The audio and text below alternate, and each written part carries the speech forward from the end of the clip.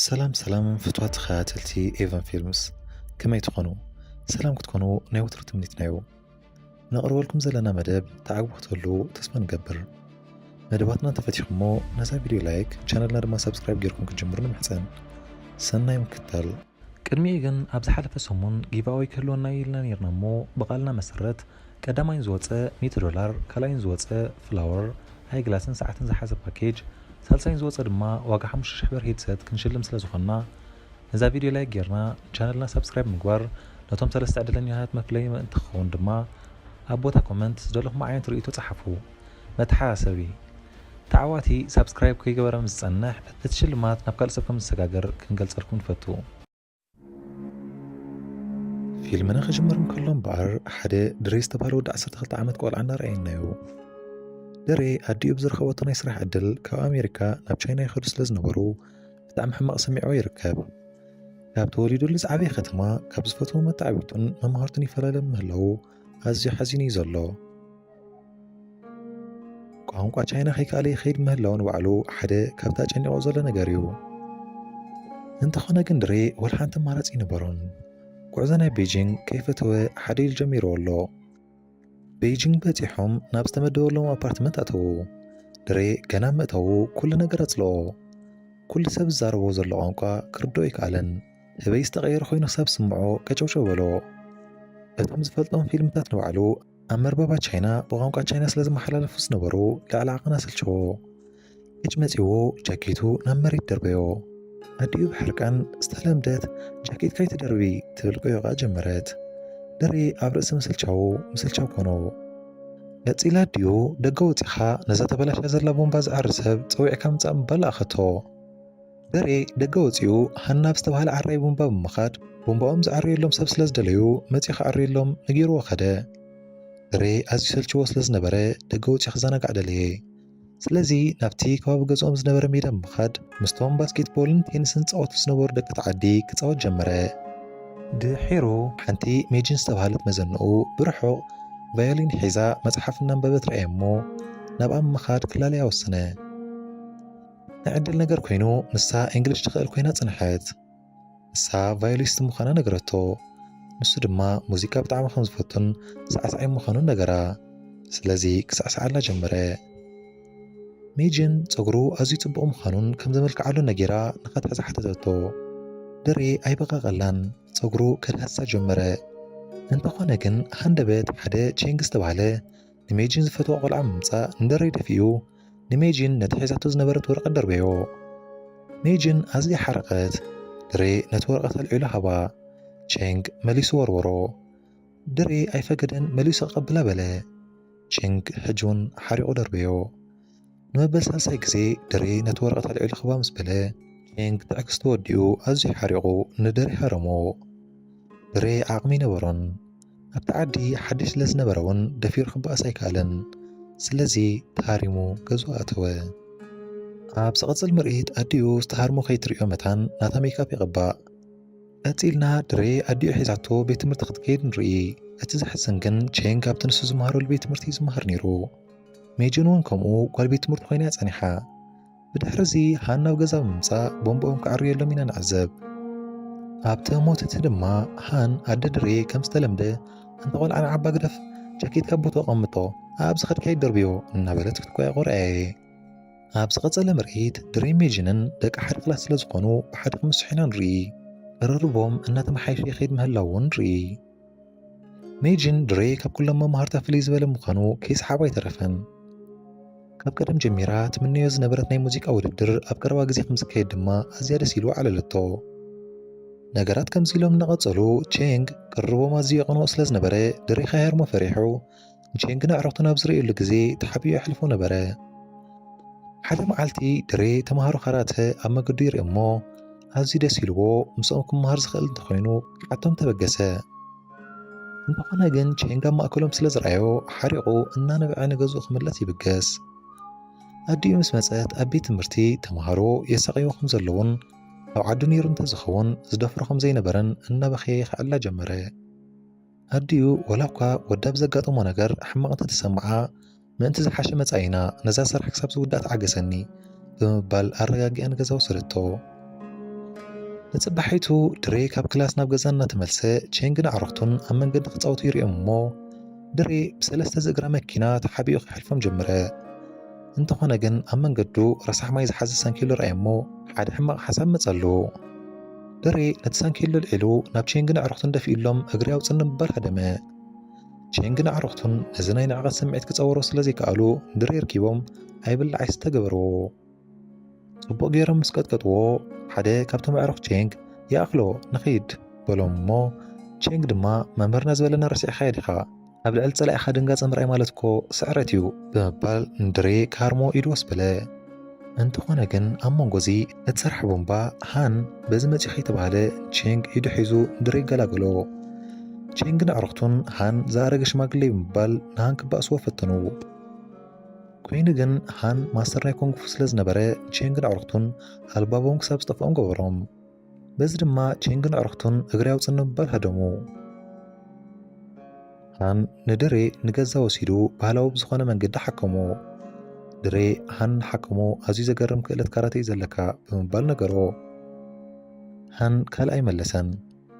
ደሓን ንቼንግን ኣዕርኽቱን ኣይተሓዘሎም ልይ ዝተባሃለ ጨካን መምህሮም እዩ ከም ዝኾን ምሂርዎም።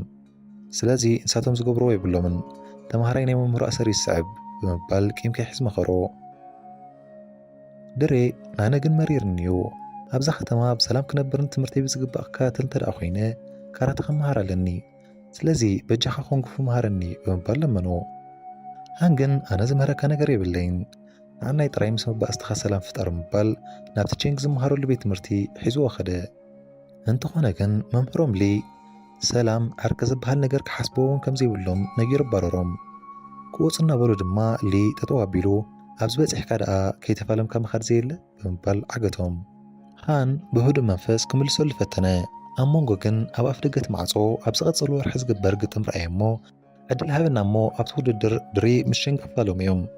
ኣነ ንስኻን ዘባእስ የብልናን ንሕና ነሰልጥኖም ግን ራስ ብራስ ክፋሎም እዮም በልዎ። ኣብ ቤት ትምህርቲ ግን ተምሃሮኻ ንድሬ ከይተናኸሎ ጠንቅቆም።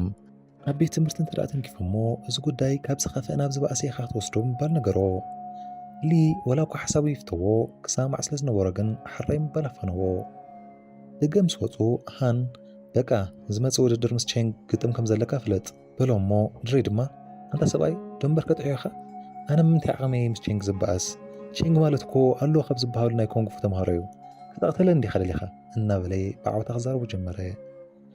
ሃን ግን ተረጋጋ ኣነ ባዕለይ ብዝግባእ ክሰልጥነካ እየ በዓል ቼንግ ስልጥኖ ስልጠና ኣትኹኑዕ ስልጠና ኣይኮነን ስለዚ ምስልጣን ከመይ ምዃኑ ባዕለይ ከርእየከ ብምባል መለሰሉ። በዚ ተሓጎሰ ድሬ ከምኡ በለኒ ብምባል ብሓጎስ ምስ ሓሳቡ ተሰማሚዑ ናብ ገዝኦም ርሐ። ንጽባሒቱ ኮይኑ ድሬ ንኽመሃር ኣዝዩ ተሃንጢ ስለ ዝነበረ ናብ ገዛ ሃን መጸ። ድሬ ኣብ ውሽጢ ገዛ ሃን ዝኣረገት መኪና ረኣየ እሞ ኣብ ደገ ክትከውን ዝግባእ መኪና ንምንታይ ውሽጢ ከም ዝገበራ ጋን ኣትይዎ እናሓተቶ ንውሽጢ ኣተወ። ሃን ምኽንያቱ ክነግሮ ፈቓደኛ ኣይነበረን። ድሕሪዚ ቀፂሎም ስልጠናኦም ጀመሩ። ሃን ኣዝዩ መሰረታዊ ካብ ዝኾነ ትምህርቲ ጀመረሉ። ንሱ ከዓ ጃኬቱ ውፅኡ ናብ መሬት ምድርባይ ድሓር ናብ መስቀል ምስቃል ድሒሩ ድማ ኣልዒሉ ምልባስ። ነዚ ተግባር እዚ ንነዊሕ ዝበለ ሰዓታት ኣስርሖ። ድሬ ኣዝዩ ሓሪቑ ካልእ ትምህርቲ እንተለዎ ሓተቶ። ሃን ግን ኖኒ ሰዓታት ብተደጋጋሚ ንብዙሕ መዓልታት ነታ ተግባርቲ ኣኽስርሑ ኢና ንርኢ። ድሬ ይሓርቕ። ሃን ግን ከም ቀደሙ ንዓ ክደጋግም ይእዞ። እዚ ኤክሰርሳይዝ እዚ ንንውሕ ዝበለ መዓልታት ቀጽለ። እንተኾነ ግን ሓደ መዓልቲ ድሬ ምረር ኢልዎ ንምንታይ ኻ ነዚ ኣሰልቻዊ ነገር መዓልታዊ ክደጋግሞ ትእዘኒ ንምዃኑ ኸ ጃኬት ምውፃእን ምልባስን ከመይ ገይሩ እዩ ካብዚ ኣትየዮ ዘሎ ክጣጣ ከውፃኒ ብቐደሙ ተመሲልልካ እምበር ንስኻ እውን ትፈልጦ ነገር የብልካን ቻው ጉዳይ ድሓንኩን ብምባል ተሰናቢትዎ ክወፅእ በለ እሞ ሃን ንዓም ምባል ፀውዖ። ድሬ ሃን በዚ መፂኡ ከይበሉ ክትከዖ ጀመረ። በታ ብተደጋጋሚ ክሰርሐ ዝቐነየ ተግባር ግን ነብሱ ክከላኸል ከኣለ። ድሬ ኣዝዩ ሰንበደ። ብኸመይ ነብሱ ኣብዚ ደረጃ ዝኽረኸቦ ከም ዝኸኣለ ንሃን ሓተቶ። ሃን ድማ ትኽክለኛ ኮንግፉ ትኩረት ምሃብን ዲስፕሊን ምግባርን እምበር ካሶትን እግርን ምውርዋር ከም ዘይኮነ ነገሮ። ድሬ ኣዝዩ ተገረመ። ሃን ዝበሎ ነገር ልክዕ ምዃኑ ተረድኦ። ስለዚ ትኽክለኛ ኮንግፉ ትኩረት ምሃብን ምርጋእን ካብ ኮነ ካባኻ ብዙሕ ዝመሃሮ ኣለኒ ምባል ከዓ ንውሕ ዝበለ ግዜ ምስ ሃን ትምህርቱ ቀጸለ። ኣዝዩ ጽቡቕ ለውጢ ክርኢ ድማ ጀመረ። ቀፂሉ ሃን ቀደም ቆልዓ ከለኹ ምስ ኣቦይ ስልጥነሉ ዝነበርኩ ቦታ ክወስደካ ምባል ናብ ሓደ ነዊሕ ኣስካላ ዘለዎ ጎቦ ሒዝዎ ደይበ።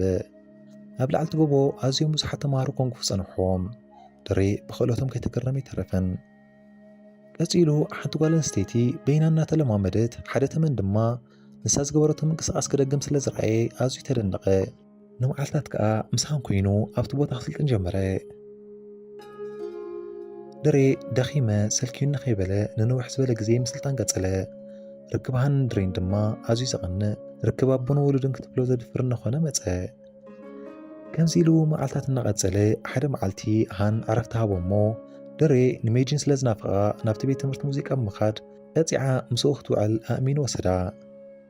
እንተኾነ ግን ስድራ ደው ኢሎም መልመላ ናይ ትምህርቲ ሙዚቃ እኮ ሎሚ እዩ ናብ ሄዳ ኸይድኪ በልዋ እሞ እናውገይት ምስ ድሬ ከደቶም። ስድራ ሜጅን ንድሬ ምስ ረኣይዎ ንጓልና ተኸብላ ኣለኻ እምበኣር ድሕሪ ሕጂ ምስ ጓልና ከይንርአየካ ኢሎም ጓሎም ሒዞም ከዱ። ድሬ ኣዝዩ ሕማቕ ተሰምዖ ተጨኒቑ ናብቲ ክንደቦን ዓርክን ኮይንዎ ዝነበረ ሃን ከደሞ ሃን ምርር ኢልዎ ተስፋ ቆሪፁ ነታ ውሽጢ ገዝኡ ዝነበረት መኪና ከዕንዋ ፀንሖ። ድሬ መፂኡ ከህድኦ ፈተነ። ናይ ኮይኑ ከምኡ ከም ዝገበር ሓተቶ። ሃን እናነበዐ በዓልቲ ቤቱን ወዱን ብሓደጋ መኪና ከም ዝተኣነ ነገሮ። ሰለስቲኦም ንምዝንጋዕ እናወፁ ብዝተፈጥረ ሓደጋ ክልቲኦም መይቶም ብኢዱ ተሪፉ ኣደዳ ጭንቀትን ሓዘን ከም ዝኾነ ዕለሎ። ድሬ ኣዝዩ ሓዘነ። እንተኾነ ግን ክገብሮ ዝኽእል ነገር ኣይነበሮን። ካልእ እንተተረፈ ግን ብኣይ ተሓጎስ ብምባል ንሃን ሒዝዎ ተስእሞ ንሚኡ ካብ ዝገበሮ ብዝበለፀ ልምምድ ገበረ። ከምዘይብፃሕ የለን መዓልቲ ግጥም ቼንግን ድሬን በፅሐ። ሃን ናብቲ ዝወዳደርሉ ኣዳራሽ ምውሳድ ኣብ ሂወተይ ዓብ ቦታ ካብ ዘለዎም ሰባት ሓደ ኢኻ። ከም ውላደይ ተኣዚዝካኒ ኢኻ። ኣብ ሂወተይ ድንገት መፂኻ ተስፋ ሂብካኒ ኢኻ። ኣዝየ ዝፈትወካ ውሉደይ ኢኻ ብምባል ንመዓልቲ ውድድሩ ዝለብሶ ክዳን ሃቦ። ድሬ ኣዝዩ ስምዒታዊ ኾነ እሞ ኣነ እውን ከም ኣቦን ሓውን ኮንካ ነዚ ሸጋር ጠባይ ክኢልካ ኣብዚ ክበፅሕ ጌርካኒ ኢኻ እሞ ብጣዕሚ ዘመስግነካን ዝፈትወካን ብምባል ሓቂፍዎ ነበዐ። ብድሕሪ እዚ ሃን ንድሬ ብቋንቋ ቻይና ዝተፃሕፈ ደብዳቤ ሂቡ ናብ ስድራ ሜጅን ሰደዶ። ድሬ ብክንደይ ፀገም ነቲ በጃኹም ይቕረ ግበሩለይ ንጓልኩም እንኮም ሓዛይ ናብ ዘይኮም መንገዲ ስለ ዝመርሕክዋ የቕሬታ ፍቓድኩም እንተኮይኑ ኣብቲ ፅባሕ ዘለኒ ውድድር መፂኹም ደግፉኒ ዝብል ደብዳቤ ኣንበበሎም እሞ ኣቦ ሜጅን ብደስታ ተቐቢሉ ንፅባሒቱ ከም ዝመፅዎ ነጊሩ ሰደዶ። ኣብ መጨረሻ እምበኣር እቲ ነዊሕ ዝተፀበየ ውድድር ግዚኡ ኣኺሉ ኣብ ቦታ ውድድር ዝፈትዋ ኣዲኡን ዝፈትዋ ሜጅንን ኣብቲ ዕለት ተሳቲፈን ብብዝሒ ሰብ ነቲ ኣዳራሽ መሊእዎ ምስ ፀንሖም ድሬ ኣዝዩ ተሸበረ። ኣብ ቀዳማይ ፀወትኡ ስለ ዝፈርሐ ከዓ ሓደ ነጥቢ ኸሰረ። ድሒሩ ግን ሃን ስለ ዘረጋግኦ ነቶም መጋጥምቱ ብዘይንሕስያ ዘሪሩ ፋንዎም። ክሳብ ሕጂ ምስ ቼንግ ኣይተራኸቡን ኣለዉ። ቼንግ እውን ምስ ካልኦ ተጋጢሙ ክሳብ ሕጂ ክሰዕረን ዘሎ። ስለዚ ናይ ብሉፃት ብሉፅ ንምፍላይ ቼንግን ድሬን ተራኸቡ። እንተኾነ ግን ማስተር ሊ ንቼንግ ሕማቕ ምኽሪ መኸሮ። ንነጥቢ ትፃወት ንድሬ ጎዲእኻ ካብ ፀወታ ወፃእ ግበሮ ምባል ኣዘዞ። ቼንግ ኣይሓመቐን። ፀወታ ምስ ተጀመረ ተንኮላ ስልጣኒኡ ከተግበር ጀመረ። ቼንግን ድሬ ብኣዝዩ ሰቃቂ ኩነታት እግሩ ሃሪሙ ዲስኳሊፋይድ ኮይኑ ካብቲ ፀወታ ተኣለየ። ድሬ ድማ ቀዳማይ ረድኤት ናብ ዝረኽበሉ ግዜያዊ ሕክምና መርሐ። ድሬ ተሃስዩ ነበረ። ስለዚ ከምዚ ኢሉ ክፃወት ከም ዘይብሉ ተነግሮ። ድሬ ግን ቼንግ ዲስኳሊፋይ ስለ ዝነበረ ናብ ናይ መጨረሻ ዙር ሓሊፉ ነይሩ እዩ። ስለዚ ድሬ ንሃን በጅኻ ገለ ግበር ኣነ ልዕሊ ዓቐን ምስ ቼንግ ገጥም ደልየ ኣለኹ በሎ። ሃን ግን ሕጂ ንገብሮ ነገር የለን ንስኻ ዝከኣለካ ነገር ጌርካ ኢኻ ኣነ እውን ኮርዒልካየ በሎ። ድሬ ብሓሳብ ሃን ክሰማማዕ ኣይከኣለን። በጃኻ ሃን ነተን ከም ሕሱም ዝለፋዕናለን መዓልታት ትርአ ፃዕርና ንኾንታ ይኹን በጃኻ ከምቲ ቅድሚ ሕጂ ጌርካ ዝሓክምካኒ ብባህላዊ መንገዲ ሓክመኒ ምባል ለመኖ። ሃን ኣብ መጀመርያ ክቕበሎ ኣይከኣለን። ድሓር ግን ብሓሳቡ ተሰማሚዑ ሕራ ኢሉ በቲ ዝመልኩ ባህላዊ መንገዲ ክሓክሞ ጀመረ። መራሒ ናይቲ ፕሮግራም ድሬ ክመፅእ ዘይክእል እንተደኣ ኮይኑ ቼንግ ተዓወተ ክንገብሮ ኢና ኢሉ ክዛረብ ጀመረ። ነዚ ሰምዐ ድሬ እናሓንከሰ ብፍጥነት ናብቲ ኣዳራሽ ክኣቱ ኢና ንርኢ። እቲ ግጥም ተጀመረ። ቼንግ ድኹም ጎኒ ድሬ ፈሊጡ ሓንቲ ነጥቢ ረኸበ። ድሒር ግን ድሬ እውን ኣይሰነፈን ብዘገርም ኣገባብ ኣውሊቑ 2 ነጥቢ ከም ዝረክብ ኮነ። ግዜ ዕረፍቲ ኮይኑ ኣሰልጣኒ ቼንግ ማስተር ሊ ኣጆኻ እግሩ ድገሞ ምባል መኺሩ እተዎ።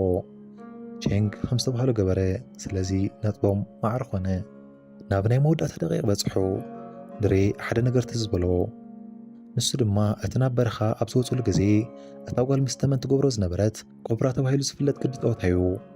ድሬ ንቼንግ ኣንፈቱ ከጥፍኣሉ ጀመረ። ነዚ ዕድል ዝተጠቂሙ ድማ ካልኣይ ከም ዘይትስእ ገበሮ። በዚ ድማ ድሬ ተዓዋቲ ዋንጫ ክኸውን ከኣለ። ኩሉ ሰብ ተሲኡ ኣንጨብጨበሉ። ደስ ብዝብል መልክዑ ከዓ ቼንግ ነታ ዋንጫ ሒዙ ብምምጻእ ንድሬ ይቐበሎ። ደቂ ጋንታ ቼንግ እውን ኣይሓመቖን ተሰሪዖም ንሃንን ድሬን ናይ ክብሪ ሰላም ተሃብዎም። ንጌግኦም ይቕሬታ ሓቲቶም ኣብ ትሕቲ ሃን ክስልጡኑ ከም ዘለዉ ይነገርዎ። ሃን ሃንጎ ፋይል ተቐበሎም። በዚ ድማ ፊልምና ይዛዘም። ሕራይ እምበር ፍትዋት ተኸታተልቲ ኤቨን ፊልምስ ብዘቕረብናልኩም መደብ ዓጊብኩምን ተዘናጊዕኩም ክትኮኑ ተስፋ ንገብር። መደባትና ትፈትዎ እንተለኹም ነዛ ቪድዮ ላይክ ንቻነልና ድማ ሰብስክራይብ ምግባር ከተታብዑና ንላቦ። ብኻልእ መደብ ክሳብ ንረኸብ ሰላም ንዓኹም።